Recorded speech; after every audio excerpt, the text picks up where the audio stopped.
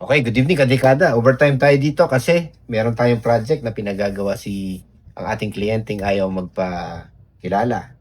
So meron siyang isang rolyo ng ganito, US Philippine coins na 10 centavos, no? So gusto niyang malaman kung meron ditong pwedeng paslab para mabenta ng mas mahal. So ang hinahanap natin dito,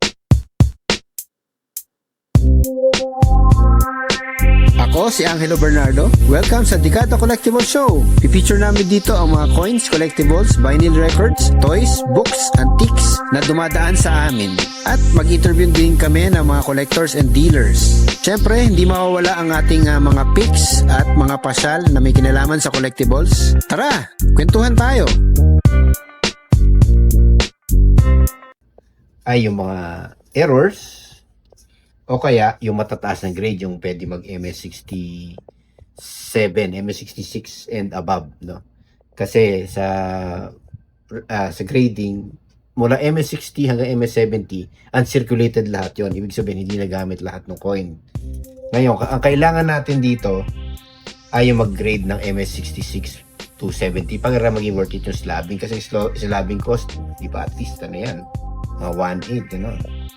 So, para sa inyong kaalaman, yung mga errors nandito sa libro ito, sa libro ni Eldridge Shap at Jansen Bantugan, ano?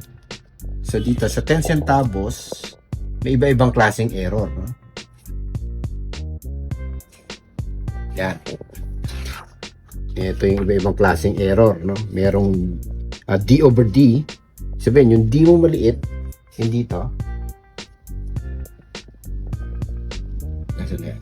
Yan, yung D na yan, kung merong nakasilip na shadow, katulad dito, D over D error yon. Tapos, naghahanap din tayo ng ganito, yung 1945 na makapal yung date. Naghahanap din tayo ng mga ganito, yung merong shadow, yung mga letra, error yon. Pati yung kalit-liit na Philippines. So, dito, tinitingnan natin, yung pinaka-hallmark natin dito kung pwede magkaroon ng mataas ng grade is yung Leon.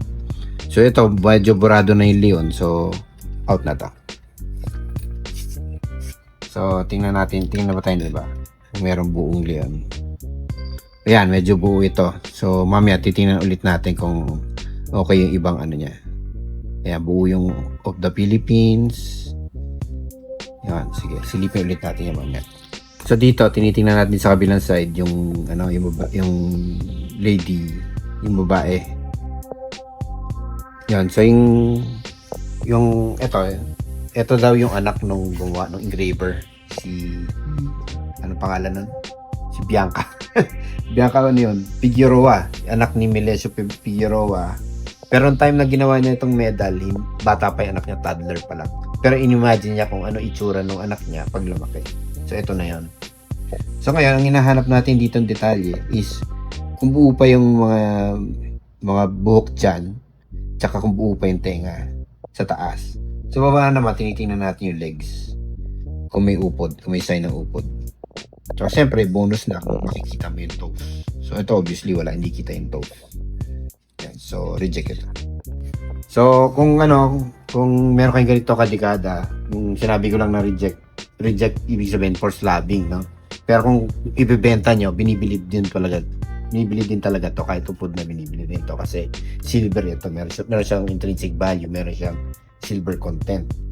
Ngayon, sa ordinaryong collector na gusto lang magkaroon, makakabenta ka pa rin tayo niya, kaya binibili pa rin natin niya kahit hindi pwedeng pa-slab. Okay, so nakikita nyo yung dot na yan. Yan. Yung dot na yan, pag nakita ng grader yan, posibleng i-grade niya ng environmental damage. Yan. So, ibig sabihin, ano yan, foreign object yan. Nasaan na yung Philippines? Ayan. Yan, yung maliit na yan, na Philippines, sinahanapan natin ng error yan, kung may error dyan.